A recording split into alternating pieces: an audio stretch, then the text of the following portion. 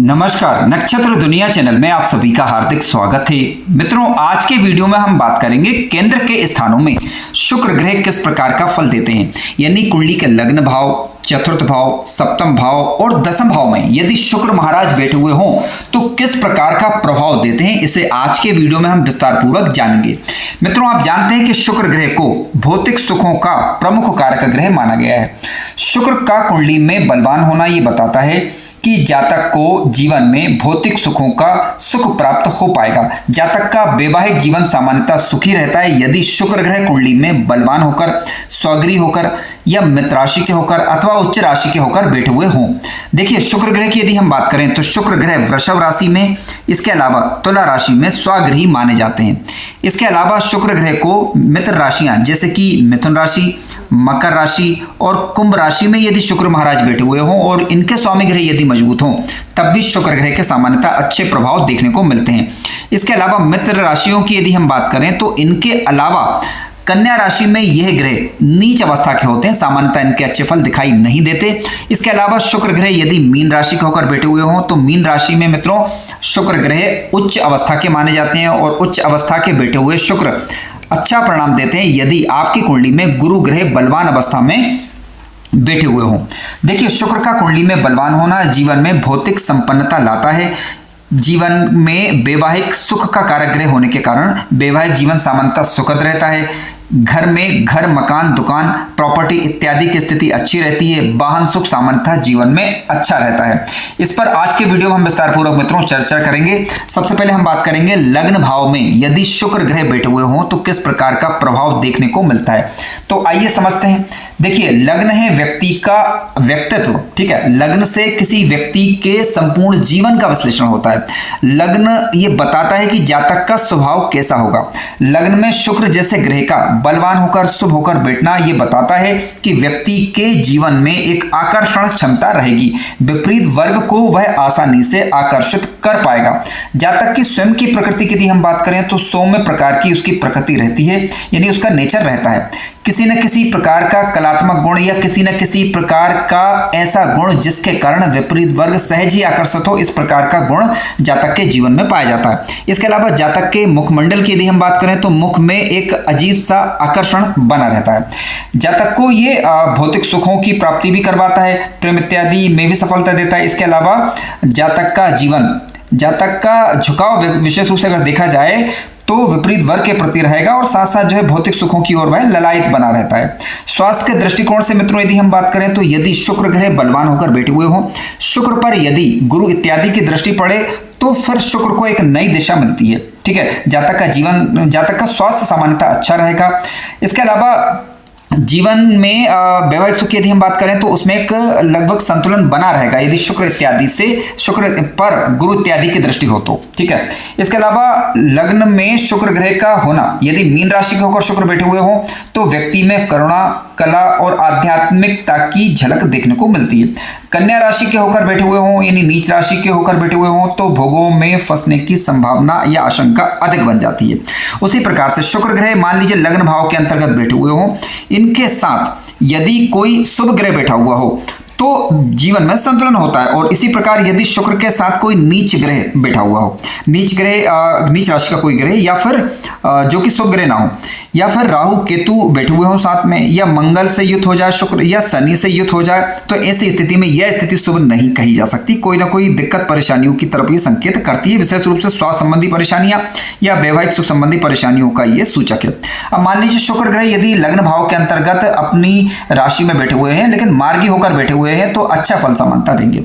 शुक्र मित्रों यदि लग्न भाव के अंतर्गत बैठ जाएं लेकिन वक्री होकर बैठ जाएं, देखिए स्वराज्य, स्वगृही, मित्रग्रही या उच्च राशि के शुक्र यदि वक्री होते हैं तो शुभ प्रभाव में कमी आती है। नीच राशि के शुक्र या शत्रु राशि के शुक्र यदि वक्री हो जाते हैं तो अशुभ प्रभाव में कमी आती है। अब शुक्र ग्रह मान लीजिए अस्त के हो जाएं, लग्न भाव में बैठकर ये अस्त के हो जाएं तो ऐसी स्थिति में क्या रहता है कि शुक्र का, अगर देखिए शुक्र शुभ प्रभाव दे रहे हैं तो शुभ प्रभाव कमजोर पड़ेगा, यदि अशुभ प्रभाव दे रहे हैं तो अशुभ प्रभाव कमजोर पड़ेगा, ऐसा समझना चाहिए। शुक्र का लग्न भाव में पीड़ित होना शुक्र जनित समस्याओं की तरफ से कई बार ये संकेत करता है या शुक्र से संबंधित बीमारियों की तरफ ये इशारा करता है, तो यहाँ पर फिर सावधानी बरतने की आवश्यकता बन जाती है। शुक्र की दिशा की मित्रों यदि हम बात करें तो सामान्यतः शुक्र की दिशा दक्षिण दिशा होती है। कुंडली के चतुर्थ भाव, सप्तम भाव और 12वें भाव में ये अति विशिष्ट योग कारक ग्रह माने जाते हैं। शुक्र यदि कुंडली में बलवान होकर बैठे हुए हों तो जातक का शुक्र से संबंधित व्यापार अच्छा चलता है। शुक्र की दशा अंतर्दशा जातक के जीवन में लाभकारी होती है। हालांकि आपको यह भी देख लेना चाहिए कि शुक्र ग्रह आपकी कुंडली में योग कारक ग्रह बन रहे हैं या नहीं। देखिए, शुक्र की योग कारक की यदि हम बात करें तो शुक्र ग्रह सामान्यतः वृषभ लग्न, तुला लग्न, कन्या लग्न और साथ साथ मिथुन लग्न, मकर लग्न और कुंभ लग्न, इन लग्नों में कारक होते हैं। लेकिन कन्या लग्न की मैं बात करूंगा। देखिए, कन्या लग्न में सामान्यतः नीच प्रवृत्ति के होते हैं, ये नीच राशि के होते हैं, कहने का मतलब ये। अब ऐसी स्थिति में बुध की स्थिति देख लीजिए। यदि बुध साथ में बैठे हुए हो तो बुध के कारण जो है शुक्र का नीचत्व सामान्यतः भंग हो जाता है, तो अधिक अशुभ फल यहाँ पर फिर शुक्र ग्रह नहीं कर सकते। आइए चर्चा करते हैं अब हम कुंडली के चतुर्थ भाव की। कि कुंडली का चतुर्थ भाव आप जानते हैं कि चौथा भाव मात्र सुख का भाव है, घर के सुखों का भाव है। और इसके अलावा चतुर्थ भाव से हम घर की वस्तुओं का विचार करते हैं, घर के सुख का विचार करते हैं, माता से स्नेह का विचार करते हैं और वाहन इत्यादि का विचार भी कुंडली के चतुर्थ भाव से ही किया जाता है। अब चतुर्थ भाव में यदि शुक्र ग्रह बैठ जाएं तो देखिए, चौथे भाव के अंतर्गत यदि देखा जाए तो शुक्र ग्रह को मित्रों अति विशिष्ट योग कारक ग्रह माना जाता है। सामान्यतः अच्छा ही फल यहाँ पर शुक्र महाराज देते हैं। लेकिन शुक्र पर यदि शुभ ग्रह की दृष्टि पड़ जाए तो अत्यंत शुभ और लाभकारी स्थिति सिद्ध होती है, ठीक है। और व्यक्ति का घर अत्यंत आकर्षक रहेगा और शांतिपूर्ण रहेगा। शुक्र ग्रह यदि स्वगृह, मित्रगृह, उच्च राशि होकर बैठ जाए चौथे भाव में और गुरु इत्यादि से दृश्य हो जाए तो घर के अंतर्गत शांति बनी रहती है, ये सबसे विशेष बात है। और नीच का शुक्र यदि कुंडली के चतुर्थ भाव के अंतर्गत बैठ जाए और शुभ प्रभाव में यदि ये नहीं है तो घरेलू जीवन में असंतोष कई बार ला देता है। शुक्र मित्रों कुंडली के चतुर्थ भाव में जब बैठते हैं तो व्यक्ति का सामाजिक दायरा देखा जाए तो अच्छा रहता है। धनवान जातक बना रहेगा, उत्तम मकान का सुख मिलेगा, उत्तम वाहन का सुख उसे प्राप्त होगा और इसके अलावा समाज में धन, संपत्ति और प्रतिष्ठा की दृष्टि से अच्छा रुतबा जीवन काल में उसे प्राप्त होता है। माता पिता का सानिध्य प्राप्त होता है और इसके अलावा जातक शुक्र के चौथे भाव में होने के कारण सभी भौतिक सुखों को प्राप्त कर पाता है। लेकिन शुक्र नीच राशि के होते हैं तो जीवन साथी के स्वास्थ्य के प्रति कई बार यह चिंता देता है। तो शुक्र कुंडली के चतुर्थ भाव में बैठे हुए हों लेकिन शुभ ग्रहों से दृष्ट हों तो अच्छा लाभ देखने को मिलेगा। पाप ग्रह के प्रभाव में यदि हो जाते हैं तो सुख में कमी हो, सुख शांति में कमी देखी जाती है, ठीक है।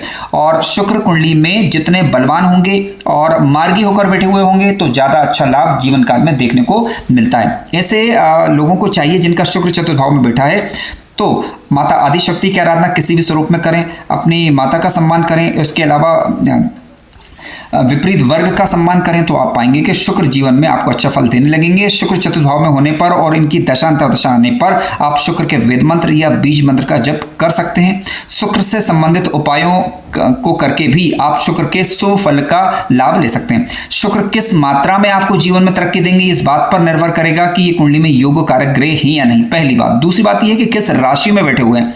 तीसरी बात यह है कि शुक्र पर किन ग्रहों का प्रभाव है और चौथा ये कि शुक्र के पास अंशात्मक रूप से बल कितना है। तो ये सारी बातें जो है देखना पड़ती है, इसके बाद ही पूरी तरीके से इस विषय में कुछ कहा जा सकता है।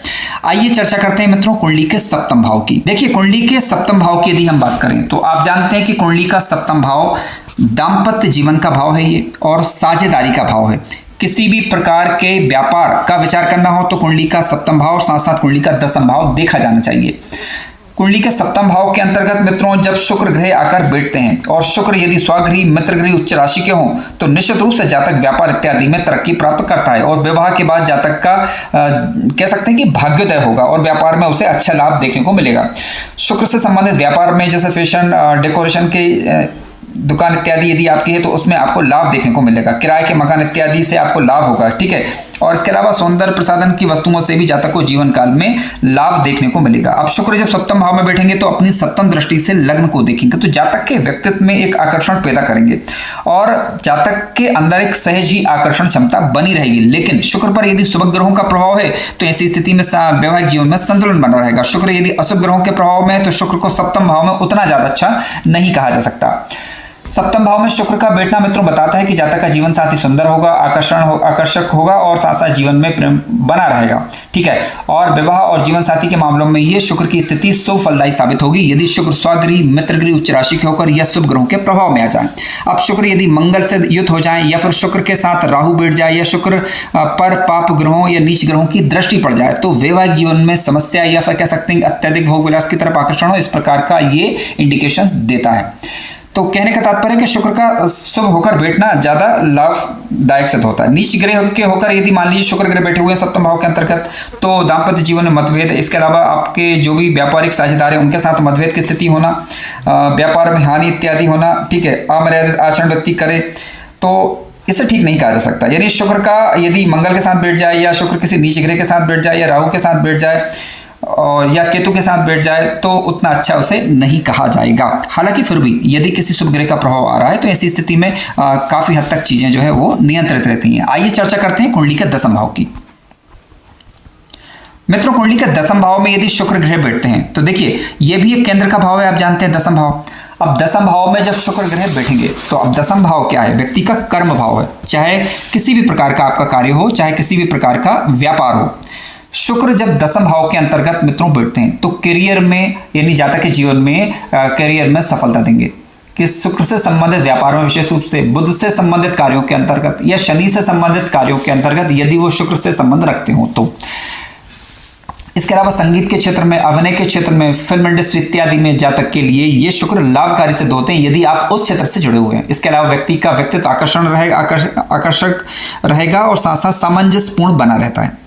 सुख से जुड़े कार्यों में सफलता मिलेगी। इसके अलावा जातक सिनेमा जगत में सफलता प्राप्त कर पाएगा। परिवार, घर परिवार का सुख अच्छा रहेगा। चतुर्थी से और दसवें से अगर साथ साथ बैठे हुए हों, एक दूसरे को देख लें तो भूमि, भवन, वाहन और प्रॉपर्टी का लाभ जीवन काल में जातक को अच्छा देखने को मिल पाता है। मित्रों, शुक्र का कुंडली के दसम भाव में होना ये भी बताता है कि जातक को अपने जीवन में अच्छी प्रसिद्धि मिल पाएगी और समाज में प्रतिष्ठा अच्छी मिल पाएगी। अशुभ प्रभाव में यदि मान लीजिए शुक्र दसम भाव में होता है तो जीवन में भटकाव लाता है, करियर में भटकाव लाता है, व्यापार इत्यादि में या फिर विपरीत वर्ष से कई बार नुकसान होने की आशंका बनी रहती है। शुक्र यदि शुभ स्थिति में हो तो कार्य क्षेत्र में विपरीत से अधिक लाभ होने की संभावना बन जाती है। शुक्र का दसम भाव में बैठना ये बताता है कि जातक के कार्य व्यापार में स्त्री वर्ग से उसे लाभ होगा यदि शुभ स्थिति में बैठे हुए हों तो। इसके विपरीत यदि शुक्र मंगल के साथ हो, राहु के साथ हो, शुक्र पर नीच ग्रहों का प्रभाव, नीच राशि के ग्रहों का प्रभाव हो जाए तो इसे उतना शुभ नहीं कहा जा सकता शुक्र का।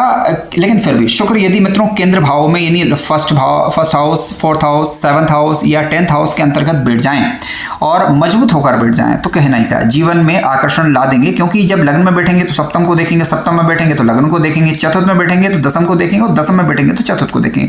तो आपने जिस भाव में बैठे उसका लाभ तो देंगे ही देंगे, इसके अलावा जिस भाव पर उनकी दृष्टि जा रही है उसको भी ये बलवान कर देंगे और उस भाव से संबंधित सुफल जातक को जीवन काल में प्राप्त होने लगते हैं। और यदि ये ज्यादा पीड़ित नहीं हो रहे हो तो मित्रों किसी भी लग्न की कुंडली में हमने देखा है कि शुक्र यदि स्वगृह, मित्रगृह, उच्च राशि के होकर केंद्र भाव के अंतर्गत बैठ जाएं तो सामान्यतः इनका प्रभाव अच्छा ही देखने को मिलता है, क्योंकि नैसर्गिक रूप से शुभ ग्रह हैं। गुरु के बाद इनका ही नंबर आता है, क्योंकि गुरु, देखिए गुरु तो गुरु है आप जानते हैं, लेकिन शुक्र भी गुरु है, ठीक है, और ये गुरुवत ही फल देते हैं। लेकिन अंतर सिर्फ इतना है कि गुरु जब शुभ लाभ देते हैं तो अच्छे रास्तों से लाभ देंगे, आध्यात्मिक क्षेत्रों से लाभ देंगे, जबकि शुक्र के मामले में स्थिति थोड़ी सी भिन्न है। शुक्र आध्यात्मिक मार्गों से लाभ तो देते हैं लेकिन साथ साथ जातक के जीवन में भौतिक रूप से उन्नति भी देते हैं, भौतिक चीजों में भौतिक सुखों का कारण भी बनते हैं।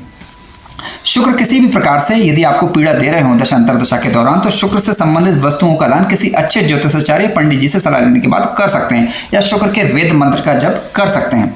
तो आप पाएंगे कि शुक्र अपनी दशा अंतर्दशा के दौरान आपको लाभ देने लगेंगे। मित्रों, कार्यक्रम ज्ञानवर्धक लगा हो तो लाइक करें, चैनल पर नए हो तो सब्सक्राइब भी करें। धन्यवाद।